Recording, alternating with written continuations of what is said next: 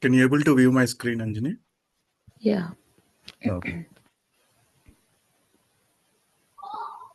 So first, we will see like what is stakeholder management and how it will be useful or when it will be coming into the picture and how the BA need to handle this stakeholder management.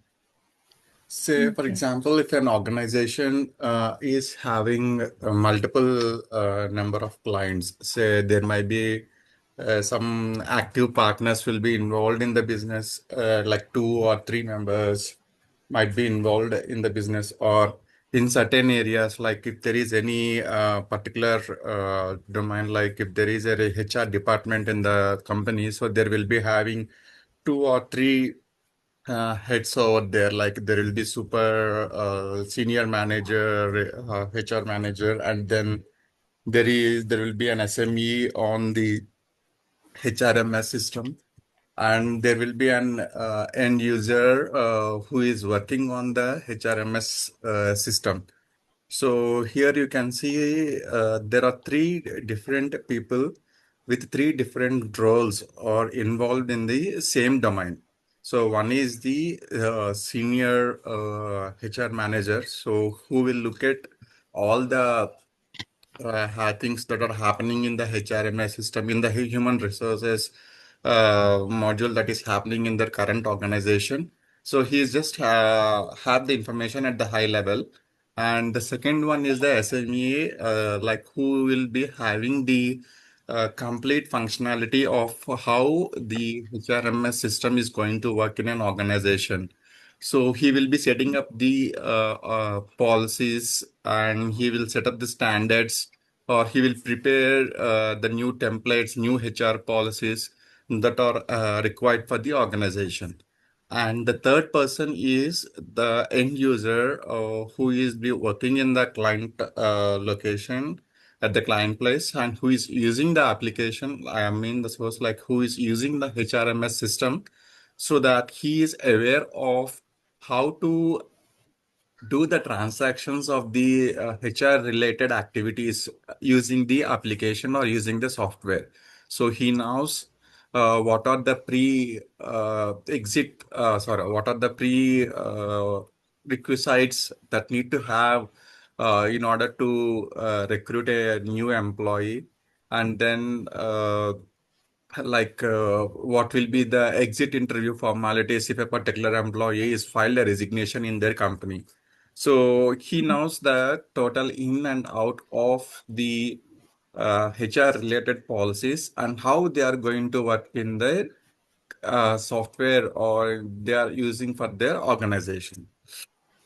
So now, uh, I got the requirement from the business saying like they need an the payroll, they need to add a enhancement to their HRMS system, which is related to the payroll system, where in the payroll system and earlier we are not showing the deductions or the PPF contribution of the employee or the employer in the application, or also in the pay slips that they are generating using the software to the employees.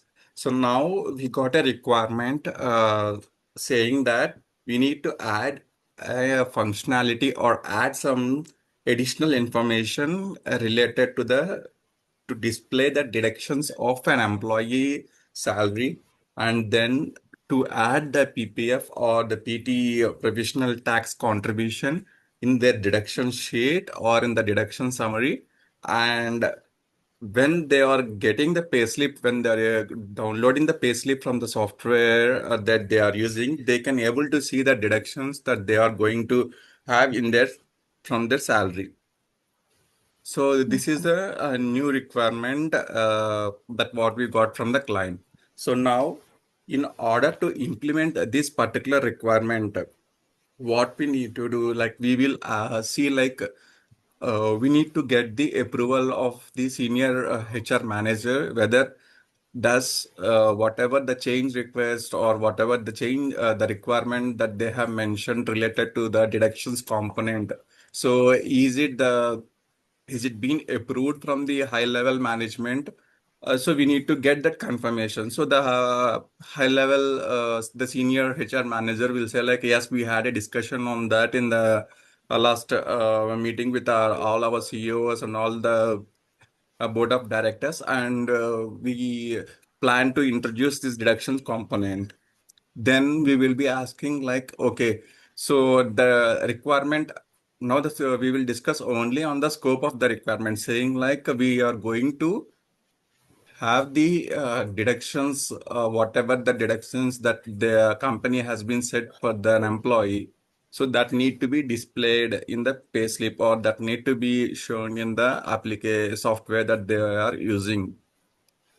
So now we got the information from the, we got the approval or the confirmation from the HR, senior HR manager saying that, okay, they are going to introduce the new component called as a deduction component, which need to be implemented into their current software. Okay, so that is the first part. Now, how the deduction component that need to be displayed or that need to be implemented in their current using software. So do we need to display the deductions in when we look at the when they open the HRMS portal or HRMS software in their application in the systems? So when the user log in into that particular portal, so when they see there will be a component called as a deductions at the top of the screen, or do we need to have any some widget in the dashboard like these are my deductions, or do we need to display any policies related to the deductions, that why we are deducting this particular amount and what is the percentage of deduction, and this percentage of deduction is on the gross salary or or it is going to be impact on the net salary that what the employee is drawing, and then is that particular deduction is going to affect on the basic HR component or any other components that has been derived in the salary structure. So this information, we need to get it from the SME who knows about the complete HRMS system and who knows how these deductions are going to work in the system. So according to him, we will collect the requirements. So now coming to the first person who is the senior HR manager. So there we'll get the confirmation on the purpose or the scope of the project or the scope of the requirement that what we are going to develop. From the second person who is the SME, where we call it as the SME is nothing but a subject matter expert. We'll call it as a domain experts as well. So from the SME, we will get the functionality of how this deductions component is going to implement in the current using software. So we will collect the requirements and we will take the necessary inputs or the functionality of each requirement that need to be implemented. So now the third person who is the end user. So now we will reach out. We will discuss with the end user saying like he will be using the HRMS application, or he is the person who is generating the payroll for every month of all the employees, generating the salary, the payroll process of all the employees for the respective current month. So how he is going to view these deductions, or do the particular user need to have the information of deductions of each and every employee, or that particular deductions is limited or will be able to see like restricted only to a specific employees? Like if I'm the employee who is logging into that application, then I can able to see only my deductions. So I'm not allowed to see like the other employee or the other coworker who is working with me. So I'm not allowed to see the deductions of that particular member. So now as a SME, sorry, as a end user, So if he logins into the HRMS portal, so now when I click on the deductions component or deductions from the menu item, so what is the information that he wants to see? Like the deduction component name or the deduction component percentage and the deduction component uh, depends on gross salary or net, or is it based on the basic salary or the basic HR component? So we will gather all this information that need to be displayed into the application when the employee logins into the portal. And now, what usually every employee will be having the access to the portal is, so he should be able to, so I'll be logging into the HRMS portal and I can able to see my deductions. So, okay, so these are my deductions in my salary that what I'm getting for it. And so what will be the next steps? So I can able to see the what are the deduction components that are deducting in my current salary for the salary that what I'm generating for every month.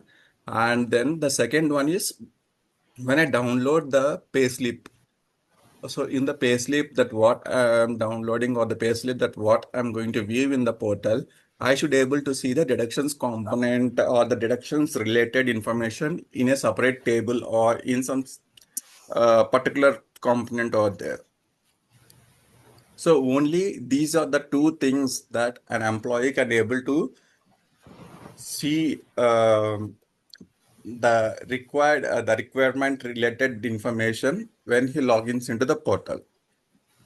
Okay. So is it clear till now, Anjani? Yeah. Um, So what is the requirement from the client? Only viewing like benefits. It's like Yeah, we got the requirement that we need to, the client wants to have the deductions component to be displayed or to be available in the current software that what they are using. Okay. So now on this particular requirement, we discussed with three different members. So for me, I'll be calling them as a stakeholders, three stakeholders for the requirement or for the project that what I'm working on it. So for okay. me, the senior HR manager is one of the stakeholder. The SME in the company will be my second stakeholder, and the end user who is using the application or who is executing the transactions of generating the payroll of all the employees in their organization. So he is my third stakeholder. So we got the requirement details from these three different stakeholders. So from these three different stakeholders, if you look at the first person, that is the senior HR manager. So even though the information that what we get from him is very a little or a very a minimal or very at the high level, but that will be acting as a base for them, because without the approval or without the confirmation, we can't approach to the SME to discuss on the requirements.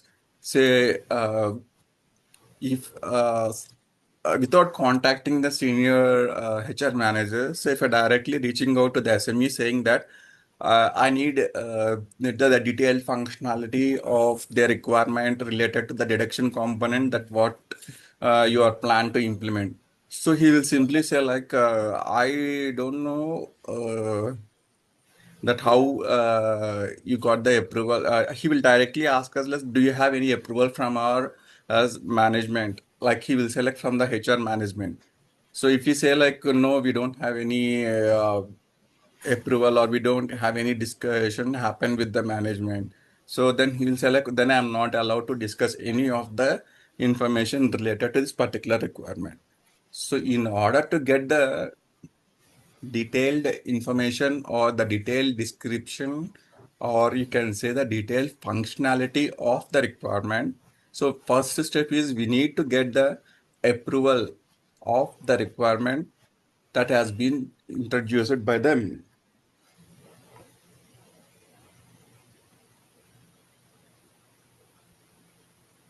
Okay, so now keeping that in mind, so first we will look at this particular template here.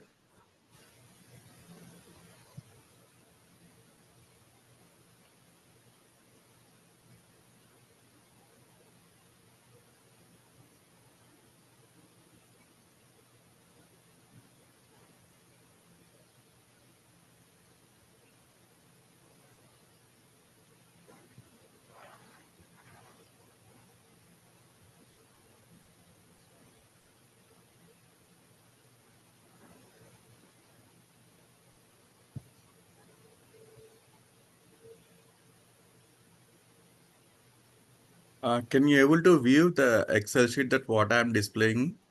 Yeah. Yeah, so this is set just as an example. So it doesn't mean that every organization should follow the same standards or should follow the same form of template. So there might be a different, like a person who already worked on this stakeholder management, then he might have some earlier templates or earlier documents that they have used to uh, identify the stakeholders or to perform the stakeholder management. Say if a particular company or the organization, so they don't have any specific template and they don't have any specific documents to do the stakeholder management, then you will be allowed to get the required documents or the required templates, that the way that you are going to collect the inputs from the client and the way that you are organizing the information and the way you are documenting the requirements functionality that you have collected from them. So it completely depends upon you. So for example, for me in my current company that what I am working, so I got the same requirement and I need to do the stakeholder management as they are having multiple stakeholders or multiple number of clients. It's nothing but we can't say it is a client because clients will be having only one person who is the point of contact. So we can have the multiple number of parties or business partners involved in the organization. Then I need to do this stakeholders management. So what I'll do is like, what is the information that I'm going to get by doing this stakeholder management. So I'll note, simply open my Excel file and I will do my notes. This is my notes. So what I'll say is like, I need to have the stakeholder name and I need to know the title or the role of the particular stakeholder. And I need to know of the particular organization he is working on it. And I need to have the contact info and I need to give the influence or what I can say is like the interest is the second component and how we are going to discussing with him, how you are going to reach approaching to him, what is the method or what is the process that you are following. So this is the way that I want to get the information when I'm going to do the stakeholder management. So you can see the stakeholder name as John Doe, and his role is the product manager, and he's working in the organization ABC Corp, and his contact info is there, and you can see the influence. So influence is nothing but the impact of this particular person on the project or on the requirement that what we are working. So he's the person who is going to give the approval. So his influence will be high and the interest component. So he should be the person once we implement or once we uh, prepared the requirement document or how we are going to implement this particular requirement functionality. So we need to get that document approval from this particular person.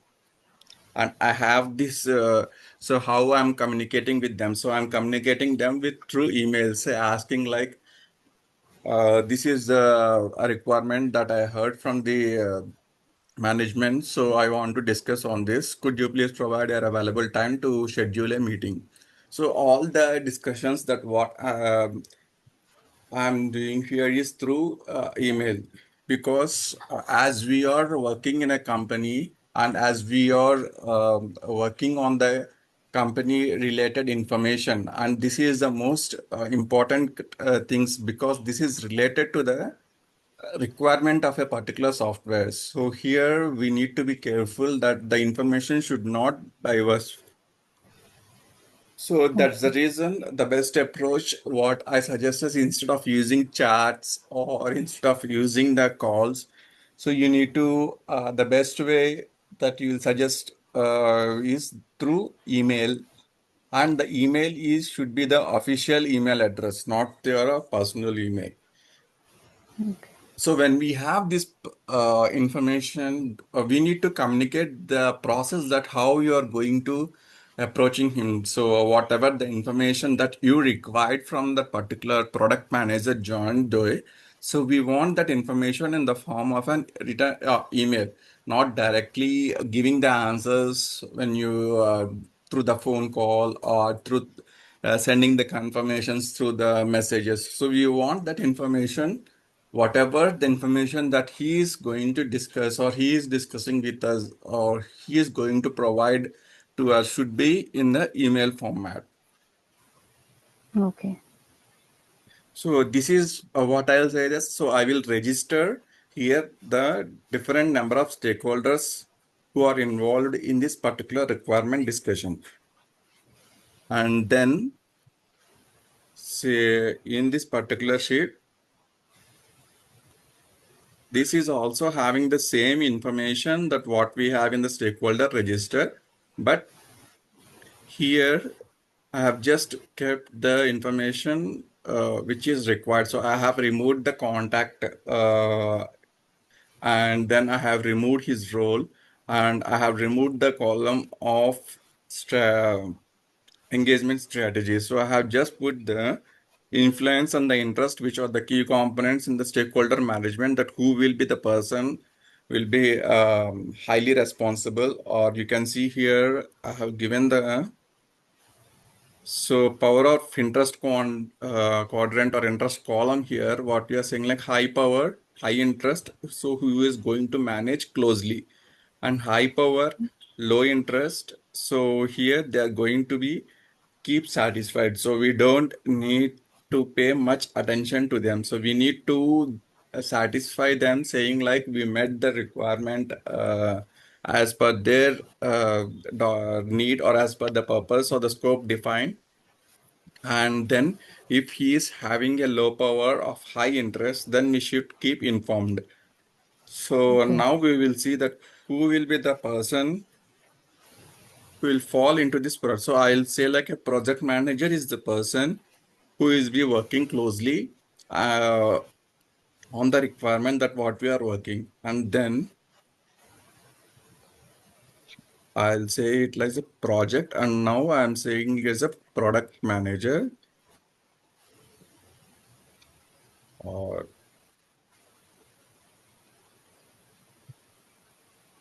we can call it him as a tech lead or tech team. So here we'll remove this as well. Let's put the role as architect. So for him also, as he is having the role of architect, so he need to know that how we are going to design this particular requirement. And if I say here, low power, high interest. So I'll call it as an SME. So SME will not be having any of the uh, actions that he can able to cancel, or he can able to change the requirement or change the scope of the project. So whatever the scope that we have discussed or which is approved from this particular person, the same should be followed here. So he is not having any rights to change the scope of the project, but his interest will be more because he is a person who is going to give us the detailed explanation on the functionality, sorry, on the functionality of the requirements that what we are going to implement. Uh, sorry, and the third one is what I'll say, like he will be the end user. So the end user, he is not bothered about like whatever the purpose or the scope that has been defined. He's not aware of it and how it is implemented and how the functionality is done. So he is not involved in giving the functionality of the requirements. He is just able to monitor or he is just able to execute the process that what we have installed or set up in the HRMS on the particular portal. Okay. And this is the communication plan, what I said, like, so my preferred channel is through email, and the frequency of daily meeting with them is like for this John Doe, I'll be meeting him. I'll be setting up the meetings with him weekly once. And what I'm going to give the information to him is I'm going to give the updates on the progress or the status of the project, and I'm communicating him whatever the risks that I'm going to get while implementing this particular project. Okay. This is how I organized the way of doing the stakeholder management when I got a certain new requirement, or the same process you can be implemented for a new project as well. So here the roles will be, or the stakeholders might be more here, but you need to, the way that we are capturing the information should remains same. Say if I call something a person XXX, and you need to collect, get the role of the particular person, and he will be working in the same organization or he's working in some sister companies. I mean, the same companies having multiple firms here. So you get the contact info, and then you need to identify like what his influence and the interest rates, and then followed by the engagement strategy and whatever the notes that you are taking. So here, if you see the key um, step that what we need to identify in the stakeholder management is the influence and the interest factors will play a key role here. Why? Because we are identifying, saying like these persons from whom we are going to get the requirement or the details or the required information, saying like we are confirming them like these are the persons who will be performing, who will be having the high power, or who will be having the highly designated one, who should be where we need to be keep the information to be updated at each and every stage of the project. So that we need to identify these two factors. Okay. And now this is how we are going to implement, or we are going to do the stakeholder management activity for any of the new project or for any of the existing project, where if you have any change requests coming out there, and even in certain cases, like if there is an exact existing project, so the project manager who is, or the CEO for the company, so he wants to see like who are the different stakeholders involved in this project. So earlier you don't have this particular sheet. So now what you will do is like you will prepare this sheet, because this is already an existing project. So you will get this information somewhere from the uh, whether you can reach out to the project manager, or whether you can reach out to the person from the business side who can able to give us the details about the particular names and their roles and their contact information. So you will prepare this stakeholder management template or the stakeholder management document, and you'll share with the CEO for the existing project. So the Okay. same can be implemented for the new project and for any. new requirement that you are going to implement into the existing software. Okay. Is it clear till now, Anjani? Yeah. Okay. So now we will look at the how it has been explained in the theoretical part.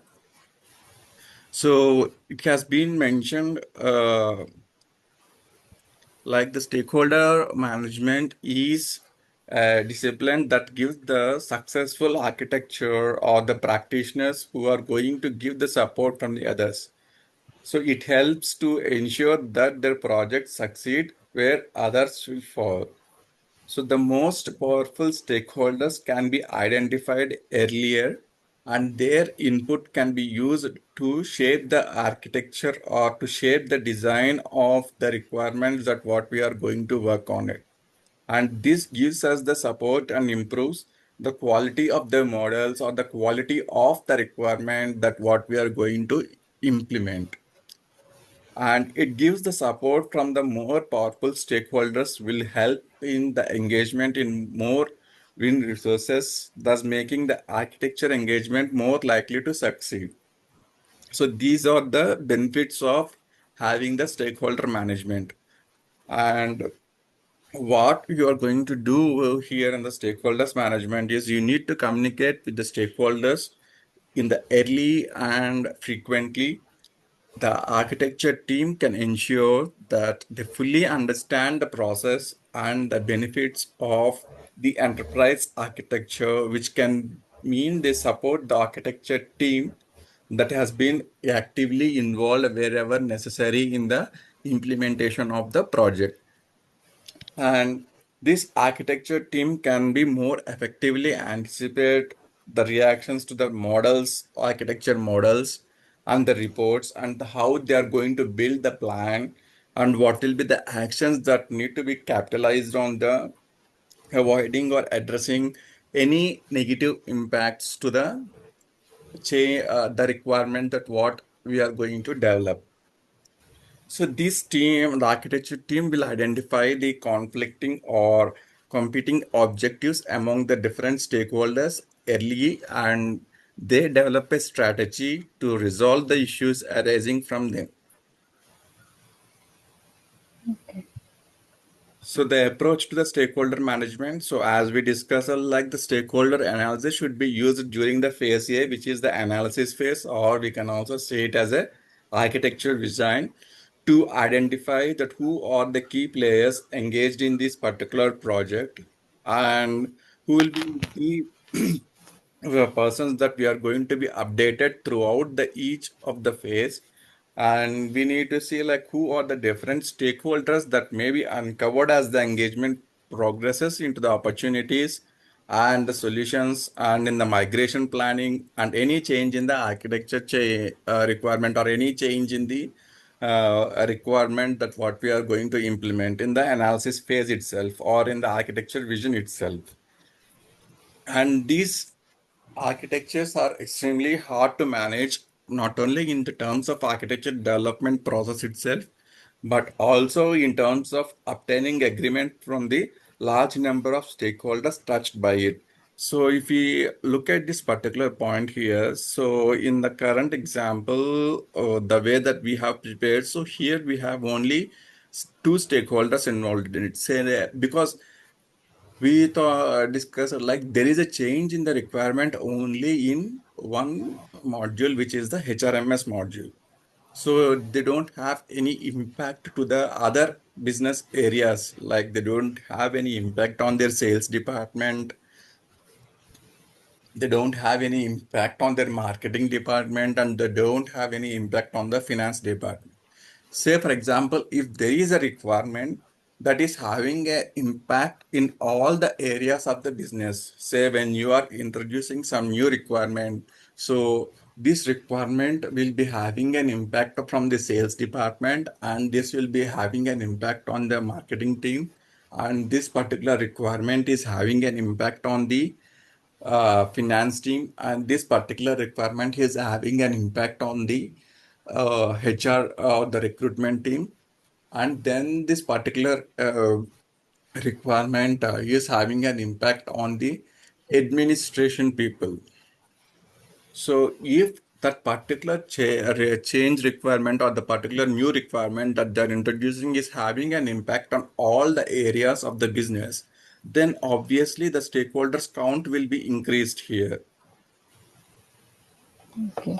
So now here, if the once we have the stakeholders count is increased, then with their influence and their interest factors will also be more. So now we need to satisfy or we need to keep organizing, saying that all these particular persons who will be having the influence factor as high, we should make them to have to maintain the consistency, or they should be all should agree on the same condition or the same discussion that is happened in the architecture design or in the analysis phase.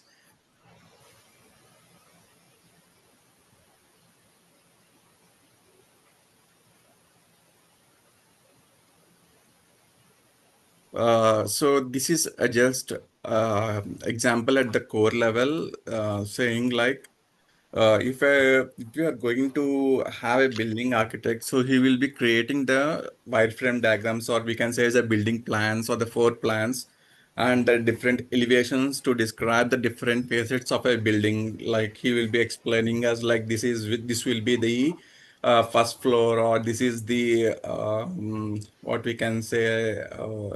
Like a game zone will be there for the kids and play area will be there for the kids, and this is the place where we are going to get the swimming pool, and this is the club area where we will be uh, having some fun activities or some natural activities, and this is a common function hall for all the flat members into their particular apartments or the towers. So he's going to give the uh, plans, or you can say it as the designs of all these things. So as an enterprise architect, he must create the different views of the business and the information system and the technology architecture for the stakeholders who have the concerns related to these aspects.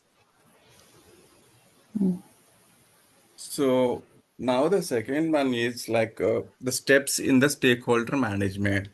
The first one is the key important thing in the stakeholder management is to identify the stakeholders. So how you are going to identify the stakeholders is the best and the simple way to do this particular stakeholder management technique is to perform the brainstorm sessions or to have the brainstorm meetings. So brainstorm meetings are nothing but we will be scheduling a meeting with all the different members who are involved in the project, and we will get the information from them. Say for example, if I'm scheduling a meeting to discuss on the scope of the requirement or the scope of the project. So what I'll do is like whatever the information I'll get the attendees the that whom I'm going to invite for this particular meeting. So I will invite the CEOs and the senior level managers and the architect people and the some SME SMEs in the sense